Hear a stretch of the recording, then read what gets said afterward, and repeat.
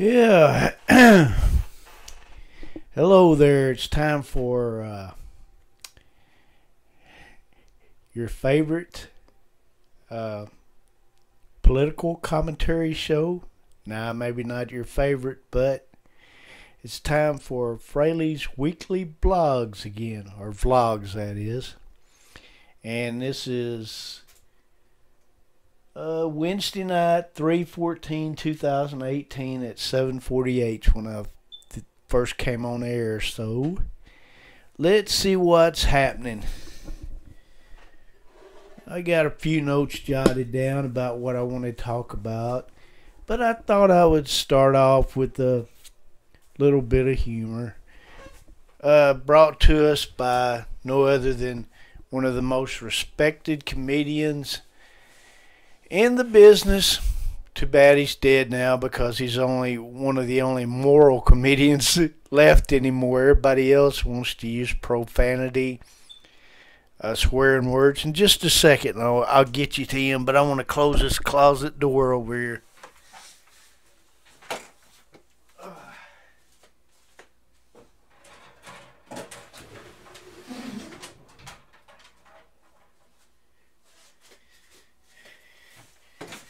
Because one thing you probably don't want to see is my closet full of old t-shirts. Cause I like to collect t-shirts, but I had to get rid of a lot of them because my wife thought I had too many t-shirts. So I got rid of a bunch of them. But I'll probably be buying more in the future. Who knows? But anyway, I thought I'd start off with this. And I'm going to have to look it up here on YouTube, but I'll look it up here. Just a second. Give me a minute.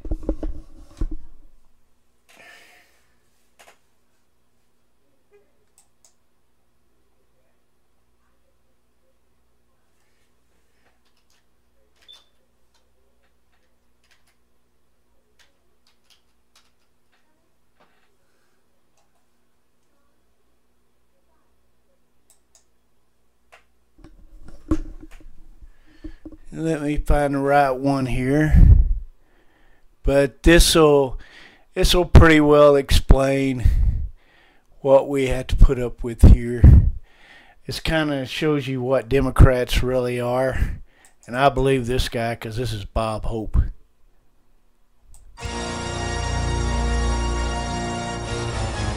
Take a good look at this. You'll laugh your head off.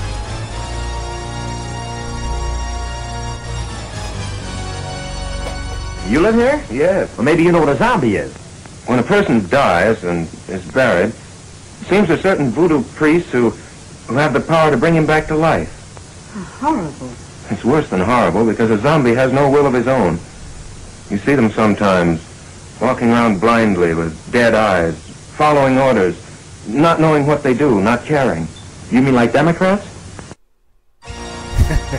That's funny. Anyway, now back to, if I can get off this here. Here's another somebody else you might like, Archie Bunker on Democrats. Let's watch this one.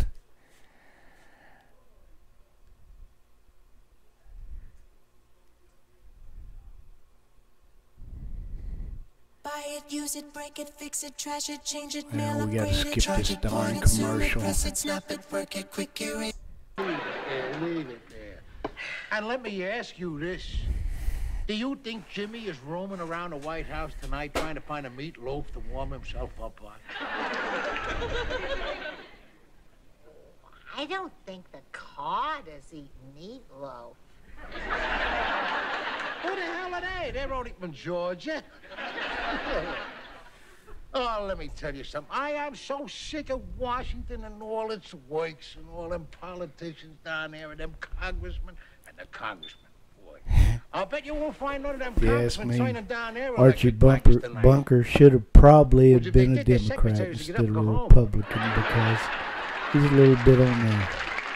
Yeah, out of his head, he don't know what he's talking about, kind of The guy. Democrats is doing the whole the Democrats, and you put them in there. That's the face you had on you when you come back in the I polls. think Well, the Democrats That's a little way of bit running too this long, country so I'm won't not tell going to us play all that. how we ought to make And I'm going to get back to me, and get back to the meat of what I want to talk about tonight. Instead of spend my time watching funny videos, because there's a bunch of those. But,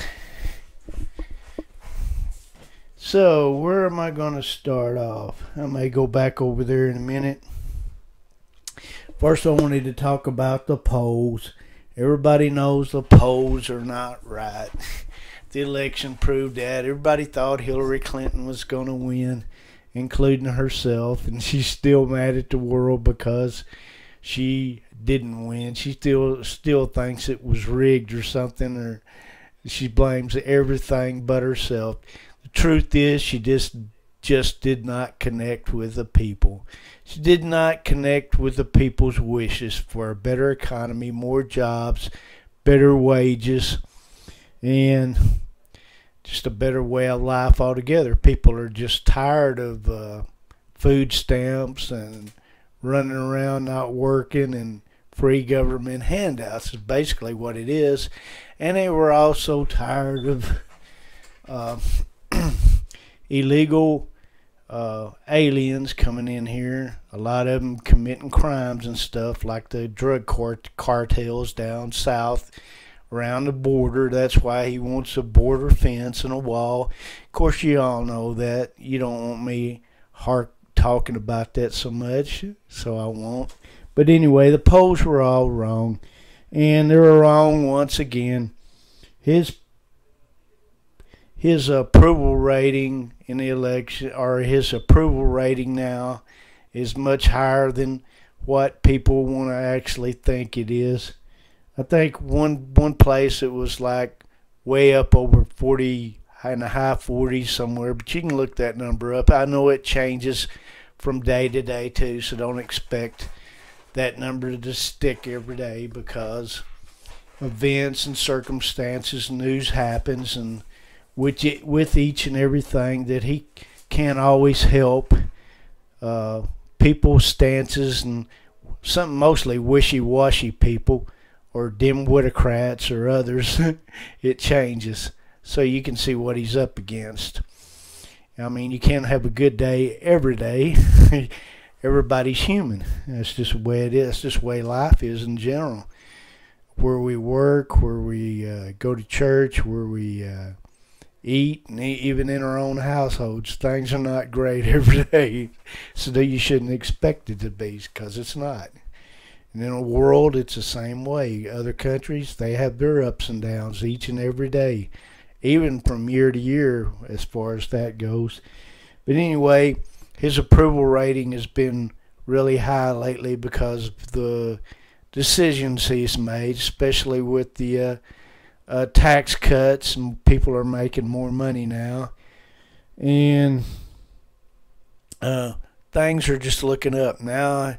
He's hitting it hard on this DACA thing, and I think it's probably the government's being sued by several different courts or something, and judges have got to rule on different things, but they're trying to make their own laws, and the judicial system, excuse me, but cannot make laws. They're trying to.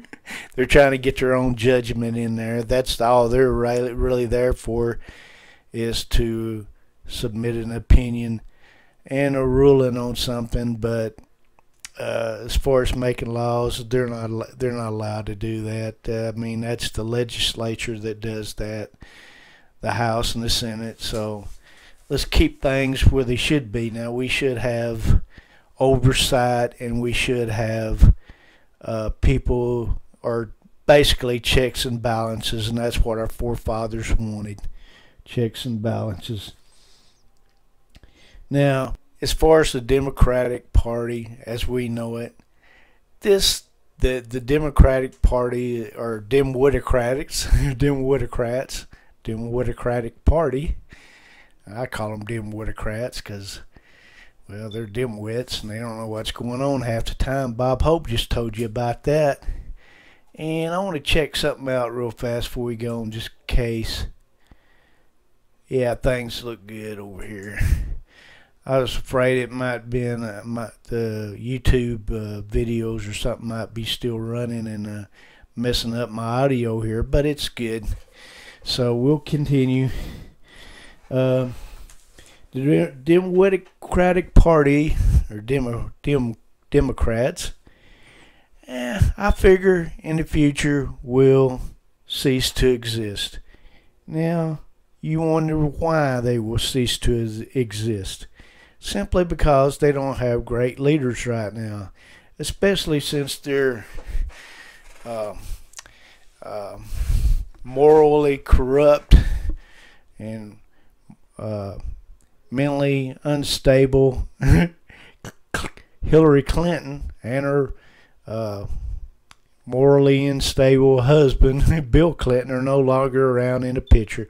Sure, their ideas are still out there floating around, and a lot of people still agree with their ideas and stuff, and there's a few of them scattered here and there, mostly in California and New York and probably Illinois and a few other maybe liberal states, but for the most part, there is a new system taking over, and it is the popular movement, the populist movement.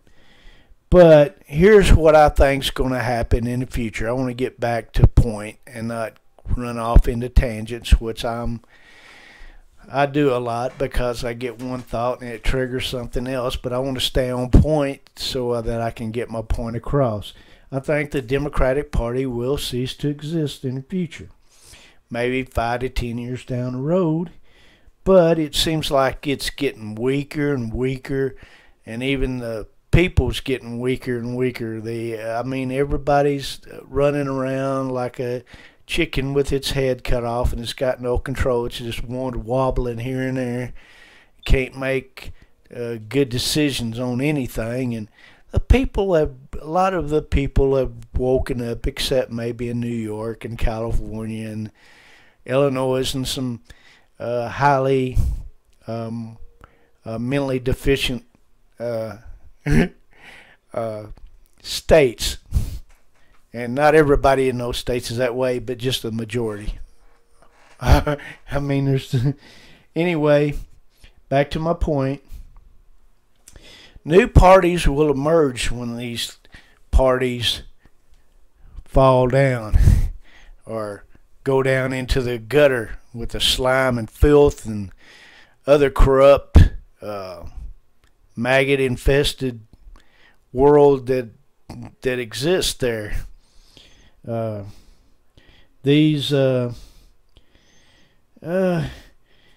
parties will emerge as a result. Now we will have a new progressive Republican Party, which is some of the Republicans now that more or less are fighting against Trump. They don't totally agree with everything he does, so they'll go off into their own little fantasy world and have their own party, and they'll be a strong force.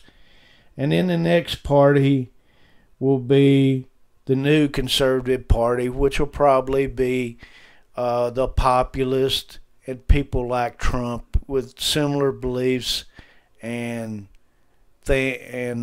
platforms that they want to bring forth that mostly mentally stable people will agree to, and that will be the new power party, in my opinion, the Conservative Party, or populist as I want to call them. And then there's going to be another party, and this is going to be the party where most of your Democrats who have fallen into the deepest sinks of despair will join. And these will be your socialists and your communists who just totally disagree with the populist movement, and these are basically the Green Party and other small, minute parties that never seem to win big elections. But these are where all these people will go. And there will be a minor power, but there'll be like a third party now. The two main parties, again, will be the new progressive Republican Party and the big power party, the main leaders, the really people with the mentally stable attitude and people that are strong and powerful and have got common sense and that want what the people basically want and will be there for them instead of themselves and other countries. They'll be for the Americans first. It's kind of like the Americans first, like Trump says, America first. Even Britain now has got one of these, and it's called Britain First. I've watched several videos on this, and I totally agree with it. And so, now that you got an idea of what's going on, and if you want to know where I got this information, it was from reading, and I also listened to a lot of conservative talk shows. One of them is the Conservative Talk Radio channel 1200 out of Boston, I believe it is. There's others. I listen to KRMG out of Tulsa. Listen to KFAY out of Fayetteville. I also listen to KBAL out of Baltimore. KZRG out of, I believe it's either Joplin or Kansas City, I believe, one of those. But there's several like that around. I like to listen to conservative talk radio. And I bought me one of these little Alexa dots. Alexa, yeah, it's called Alexa Echo Dot. It's an Echo Dot. It's just a little round thing, and it's really easy to use. Now I've gotten to where I've used it a lot, and I listen to a lot of stuff. And that's where I get after I read on the internet at night. I listen to that when I go to bed at night, and I usually fall asleep listening to it because I get tired. And other things. What I wanted to talk about this week, Trump, big news for him because the Russian collusion investigation by Mueller has ended with triumph for no other than Donald Trump. There was nothing found. There was no evidence whatsoever. It was just a bunch of fake news made up, basically BS, if you know what I'm saying. And I won't say the words, but and it's not really that bad anyway, I don't think. And it was announced by Mike Conway on Monday. And Shiftless Shift, that's one of the big wigs or senators or representatives on the Democrat side, has been speaking for 2 years saying that there's something wrong with or basically saying that Trump was corrupt and he had something to do with collusion, that there was evidence. And Shiftless Shift was, that's what Trump calls him. That's a good nickname, Shiftless Shift. Spread a bunch of fake news and lies, and he basically didn't know what he was talking about. Makes you wonder how people like that even get elected. Are people so gullible that they elect Democrats and people that don't have a brain to government, and that's what and our tax money's going to that, and that's what you have to put up with. Some people need to just get a life and wake up. They don't know what's going on. They walk around, like Bob Hope said, like blind people following to and fro and don't know what's going on. They're like zombies, and they're down in the gutter and they're going down and they know it, so they're making a last-ditch effort to fight back, and it's not going to work.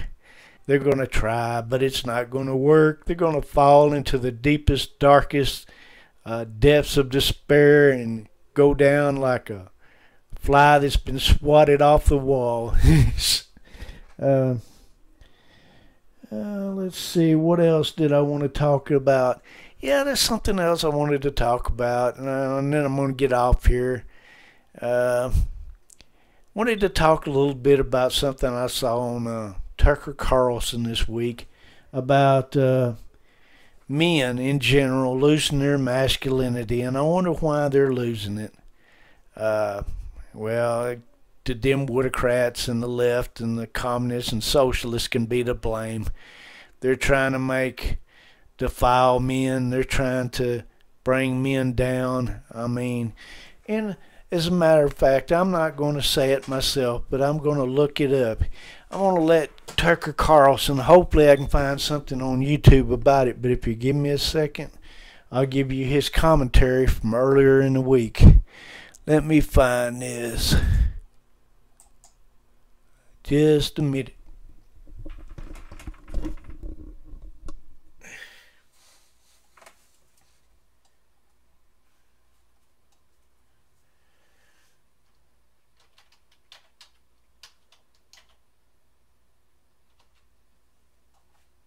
Just a minute if I can get it on here. If I can't, yeah.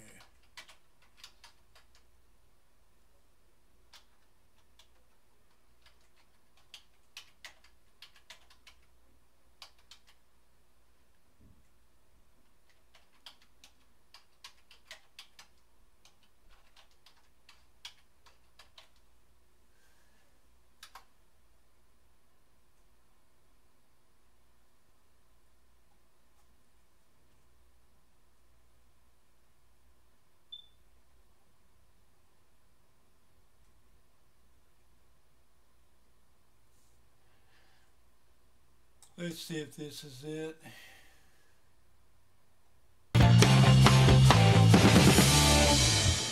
Now to the first part of a series you'll see here every Wednesday in the month of March. Listen good to this, and then I'm gonna. The signs are make some everywhere. final comments. If you're a and sign middle-aged off. man, you probably know a peer who has killed himself in recent years, at least one.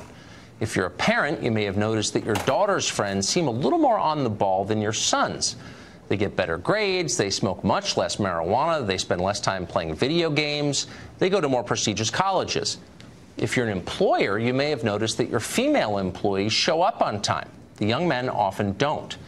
And of course, if you live in this country, you've just seen a horrifying series of mass shootings, far more than we've ever had. Women didn't do that. In every case, the shooter was a man.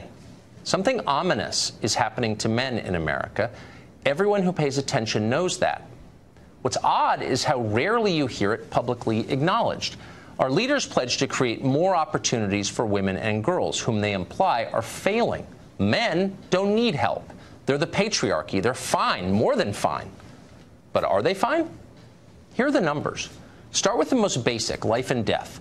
The average American man will die 5 years before the average American woman. One of the reasons for this is addiction. Men are more than twice as likely as women to become alcoholics. They're also twice as likely to die of a drug OD. In New Hampshire, one of the states hardest hit by the opioid crisis, 73% of overdose deaths were men. But the saddest reason for shortened lifespans is suicide.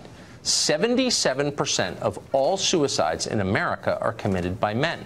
The overall rate is increasing at a dramatic pace. Between 1997 and 2014, there was a 43% rise in suicide deaths among middle-aged American men. The rates are highest among American Indian and white men, who kill themselves at about 10 times the rate of Hispanic and black women. You often hear America's incarceration crisis. Well, that's almost exclusively a male problem, too. Over 90% of inmates are men. Now, these problems are complex, but we know that they start young. And relative to girls, boys are failing in school. More girls than boys graduate high school. Considerably more go to and graduate from college. In schools at every level, boys account for the overwhelming majority of discipline cases. One study found that fully 1 in 5 high school boys had been diagnosed with some form of hyperactivity disorder. That's compared with just 1 in 11 girls. Many of them were medicated for it. The long-term health effects of those medications, not fully understood, but they do appear to include depression in later life. Women now decisively outnumber men in graduate school. They earn the majority of doctoral degrees. They're now the majority of new enrollees in both law and medical schools. For men, the consequences of failing in school are long-term and profound. Between 1979 and 2010, working-age men with only high school degrees saw their real hourly wages drop about 20%. Over the same period, high school-educated women saw their wages rise. The decline of the industrial economy disproportionately hurt men. There are now 7 million working-age men in America who don't work. They've dropped out of the labor force. Nearly half of them take pain medication on any given day. That is the highest rate in the world by far. Far fewer young men get married than did just a few decades ago, and fewer stay married. About 1 in 5 American children live now only with their mothers. That's double the rate of 1970. Millions more boys growing up without fathers. Young adult men are now more likely to live with a parent than they are to live with a spouse or a partner. That is not the case for young women. Single women buy their own homes at more than twice the rate of single men. More women than men now have driver's licenses.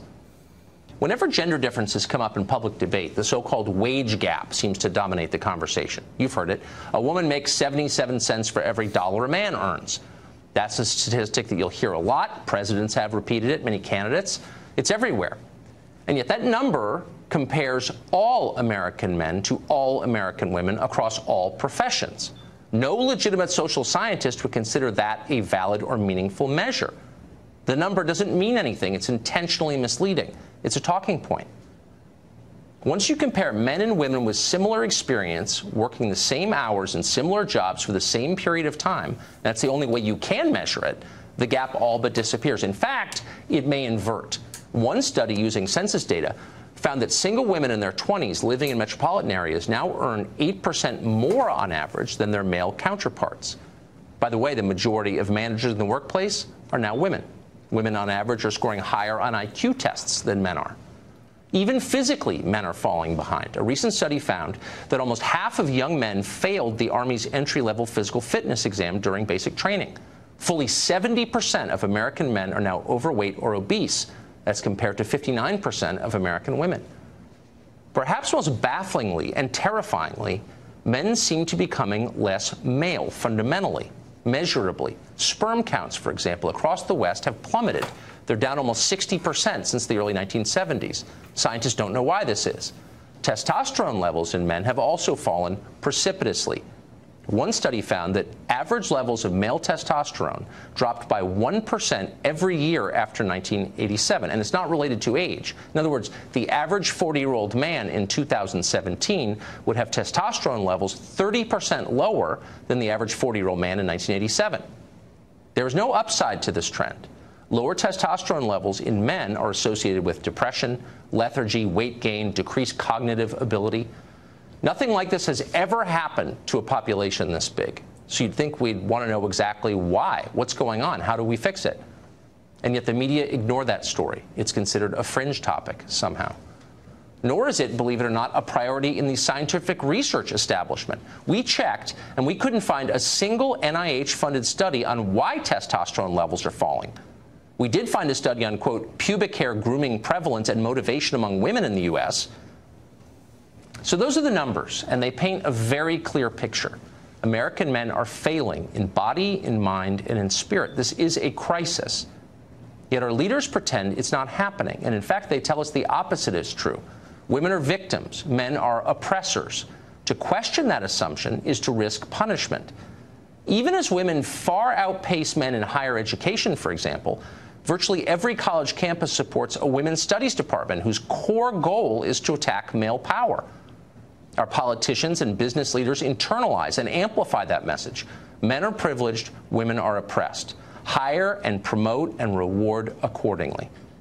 Now, that would be fine if it were true, but it's not true. At best, it's an outdated view of an America that no longer exists. At worst, it's a pernicious lie. Either way, ignoring the decline of men does not help anyone. Men and women need each other. One cannot exist without the other. That is elemental biology.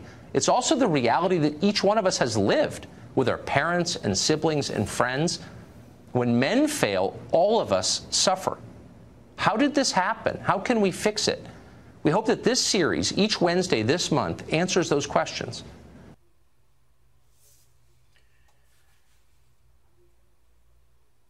All right.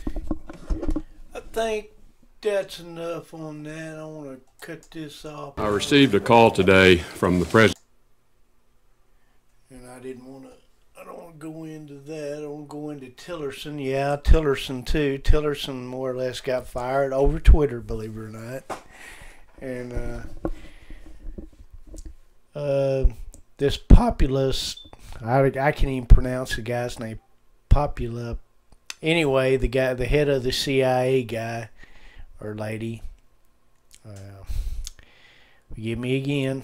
Guy is taking over in Tillerson's place, but we won't go into that. I don't want to get all into that because it seems like every other day Trump's firing somebody. If you can't get along with Trump, then you're out of his system. And from what I heard and read and saw on talk shows or saw on TV and heard on talk shows, is Tillerson didn't agree over some of the key points that Trump and his administration are all about. They didn't agree over the Iran, what was it, the Iran treaty or whatever it was, treaty thing, and over North Korea and so several other key points. Anyway, so he's got somebody now, George Papalapa or something like that. Anyway, this guy agrees more with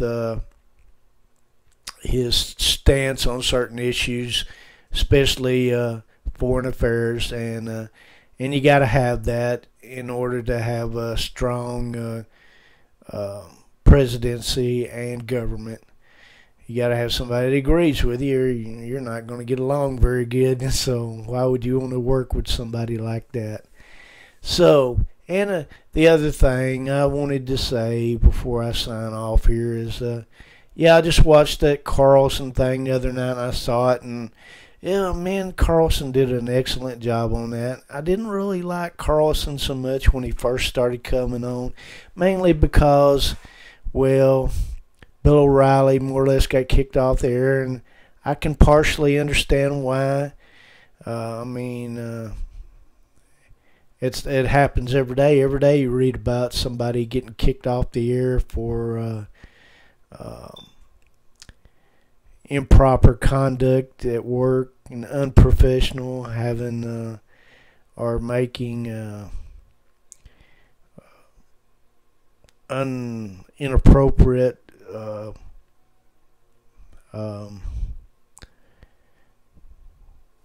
things toward other women and toward women and stuff, there's no place for that in the workforce. And that should never be allowed. And Bill O'Reilly's not the only one, and I still like Bill O'Reilly, but mainly because I think there's more people out there that do that than you think. I think there's people right where you're at work that unseemingly and unknowingly do those things, but in order to protect certain people and reputation, you never hear about it. And because some people are just afraid to say something about it, I think it happens. And I think a lot of men are guilty of it. But, if you watch the Carlson thing, men are not being men anymore. And they're being brought down, and there's a lot of depression among men and